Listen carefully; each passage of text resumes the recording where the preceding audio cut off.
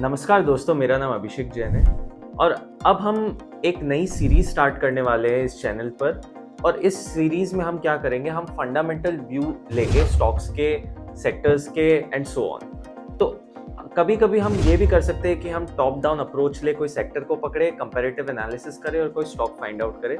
या कभी कभी हम लोग सिर्फ कोई सेक्टर के बारे में बात कर सकते हैं और कभी शायद सिर्फ कोई स्टॉक को पिक कर सकते हैं। तो शुरुआत करते हैं इस सीरीज की पहले वीडियो से और आज हम बात करने वाले हैं पीआई इंडस्ट्री की। अब पीआई इंडस्ट्री सिर्फ मैंने एक रैंडमली इस स्टॉक को सिलेक्ट नहीं किया है, इसे सिलेक्ट करने का रीजन है मेरा बुलिशनेस टुवर्ड्स एग्रोकेम इंडस्ट्री। तो एग्रोकेम इंडस्ट्री को मैंने इसलिए पिक किया है फॉर टू रीजंस। एक है कि अट्रैक्टिव प्राइसिंग, अगर आप अभी चेक करें तो pricing across agrochem stocks are very good. And दूसरा रीजन है इलेक्शंस इन 2024। अब इलेक्शन के कारण हम ये सोच सकते हैं कि गवर्नमेंट का पुश टुवर्ड्स एग्रीकल्चर काफ़ी ज़्यादा होगा। और ऑब्वियसली रीज़न यही है कि इंडिया में 50% से ज़्यादा लोग अभी भी एग्रीकल्चर पे निर्भर करते हैं। तो बात करते हैं पीआई इंडस्ट्री के बारे में।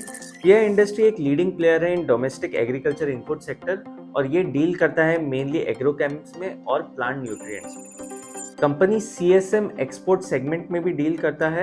And if you look at its revenue segment, company का 77% revenue comes from exports and rest comes from the domestic market. इसके बारे में हम आगे भी बात करेंगे। पहले हम बात कर लेते हैं इस सेक्टर के बारे में as a whole. If we look from India's perspective, तो India ranks as the 5th largest producer of agrochem, 4th largest exporter and 13th largest importer. अब ये सेक्टर को गवर्नमेंट ने आइडेंटिफाई किया एज अ 12 चैंपियन सेक्टर्स में से एक sector है। इसका मतलब है गवर्नमेंट खुद बुलिश है इस सेक्टर को लेके in terms of manufacturing and export capabilities. तो चलिए बोलते हैं कि प्रोस्पेक्टिव सेक्टर है, इसका मतलब क्या है।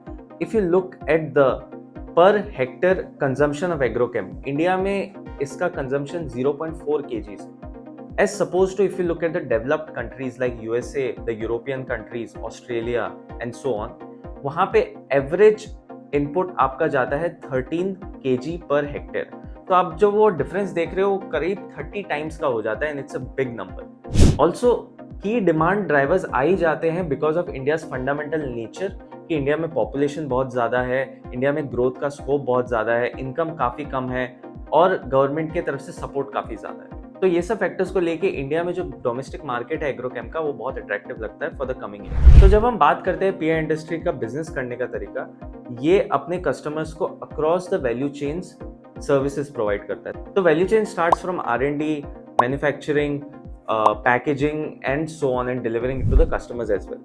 तो इन सब वैल्यू चेन में इनका हाथ रहता है और पीआई इंडस्ट्री अपने कस्टमर को इन सब वैल्यू चेन में सर्विस प्रोवाइड करती है। तो now looking at its product range, आप स्क्रीन पे देख सकते हो इन सब प्रोडक्ट्स के नाम जो कंपनी डील करती है। इनका नाम लेना, थोड़ा प्रोनाउंस करना काफी डिफिकल्ट है, सो मैंने इसे स्क्रीन पे आपके लिए शेयर कर दिया है।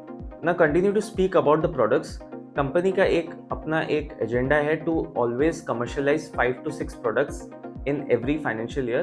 तो कंपनी ने लास्ट फाइनेंशियल ईयर में 7 प्रोडक्ट्स को कमर्शियलाइज किया था। ये साल अभी तक कंपनी ने एक प्रोडक्ट कमर्शियलाइज किया है, but it is confident that they will be able to do 4 more. तो अभी मैंने एक चीज आपको मेंशन नहीं किया है जो काफी इंटरेस्टिंग प्ले हो रहा है पीआई इंडस्ट्री में, that is it's entry into the pharma segment. Company ने जून में और अप्रैल में 2023 के 2 कंपनीज को एक्वायर किए थे। इनके नाम है आर्चिमिका SPA Italy based company and TRM which is based in USA. So now these companies deal into small molecules API and also have a very good R&D capabilities and ये सारे company 75 years से इस industry में भी है। So PI industry ने इन दोनों company को एक्वायर किया है और इसी के साथ में PI industry is also making it's R&D facility in Hyderabad. और इनका ये एम है कि जैसे ही अपने बाकी सेगमेंट्स में करते हैं to provide services across value chain, वही वो अपने इस फार्मा थीम में भी करेंगी। This was also the first quarter for the company where pharma generated revenue for the company. However, it was not a net profitable business.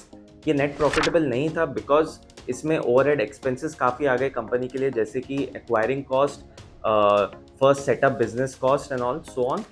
तो looking forward now next quarter से हम इसके proper numbers देख सकते हैं, जो already कहा जाता है कि around 75% इसका gross margin है इस कंपनीज में डील करने की। Now will talk about the Q1 FY24 numbers. Company has grown its revenue by 24% year on year इनका EBITDA ग्रो हुआ है 35% ईयर ऑन ईयर और इनका पैट ग्रो हुआ है 46% year on year.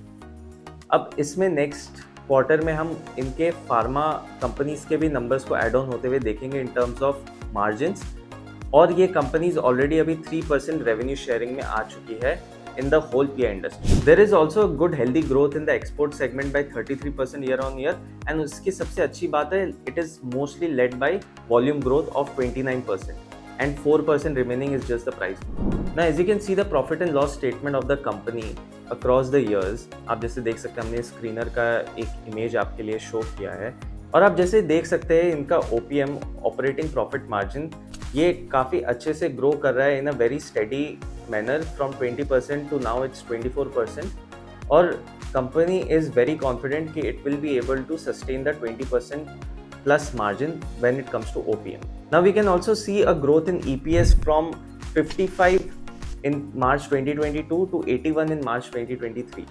Now this has just not come purely from the margins, it has also come from the sales.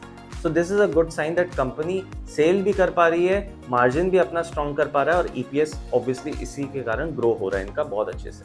When we look at the debtor days, the inventory days and the days payable, यहाँ पे ये एक बहुत healthy sign है कि company का debtor days has come down to an all time low of 43 which is down from 16 March 2022, and its days payable has also come down from 115 to now which is 86. So debtor days कम जैसे company का हो रहा है ज़रूरी क्यों होता है? जब डेटर डेज आपका कम हो रहा है, वर्किंग कैपिटल साइकिल आपका कम हो रहा है, कैश कन्वर्जन साइकिल आपका कम हो रहा है, इसका मतलब ये होता है कंपनी अपने कैश को बहुत अच्छे से चर्न कर पा रही है, उनका जो इन्वेंट्री है वो बहुत जल्दी से बिक रहा है, तो इसका मतलब ये होता है कि कंपनी को एक्सेसिव फंड्स की ज़रूरत नहीं होती है और वो इसी पैसे को घुमाकर प्रॉफिट अर्न कर पा रही है. So always remember, debtor days lower the better, cash conversion cycle lower the better, working capital days lower the better. अब अपन थोड़े वैल्यूएशंस, प्राइसिंग और रिलेटिव वैल्यूएशंस पे आ जाते हैं. हम इस कंपनी को कंपेयर कर सकते हैं बेयर क्रॉप से, सुमिटोमो केमिकल से, यूपीएल से और फैक्ट से. सो जब हम इस कंपनीज को इनके साथ जब हम कंपेयर करते हैं, and when we come down to let's say its earnings, then we see that companies earning surprises. इसका मतलब ये होता है कि जो एनालिस्ट एस्टिमेट कर रहे हैं उनसे ये ज़्यादा बेहतर कर पा रहे हैं क्या क्वार्टर ऑन क्वार्टर, और वो हम देख पा रहे हैं कि ये कंसिस्टेंटली अर्निंग्स को बीट करता है which is a very good sign. और ये लास्ट 4 क्वार्टर्स में कंपनी ने 2 बार अर्निंग्स को बीट किया है, एक बार एस्टिमेट के सिमिलर लेवल पे रहा है और एक बार थोड़ा कम रहा है.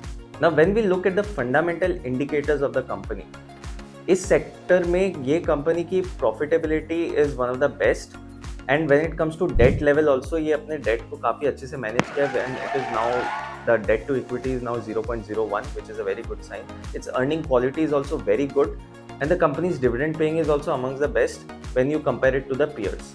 बट पीआई इंडस्ट्री को थोड़ा प्रॉब्लम होता है जब हम इसके रिलेटिव वैल्यूएशन पे जाते हैं, प्राइसिंग पर जाते हैं, because when you look at the price to sales, the trailing PE and the forward PE, तो ये इन सब में इसके जो कंपेटिटर्स है, जो इनके पीयर्स है, उससे इसका प्राइसिंग अभी थोड़ा महंगा आता है. However, when you look at the trailing PE, the forward PE of this company, and you compare it to its own benchmark of the 5 years, you'll see that इन सब में, जैसे आप ये स्क्रीन पर देख सकते हैं कि इन सब में ये अपने 5 ईयर एवरेज के नीचे चल रहा है. So this is a very good sign कि कंपनी को ऑलरेडी एक हायर प्रीमियम मिल रहा है मार्केट में और वो उस प्रीमियम के नीचे ट्रेड कर रहा है अभी के लिए. Finally let's talk about the share holding pattern of the company. Promoters के पास इस कंपनी में ऑलमोस्ट एक कंसिस्टेंट शेयर होल्डिंग रही है. However since March of 2021 it has come down from 51% to 46% and it is now stable over that percentage.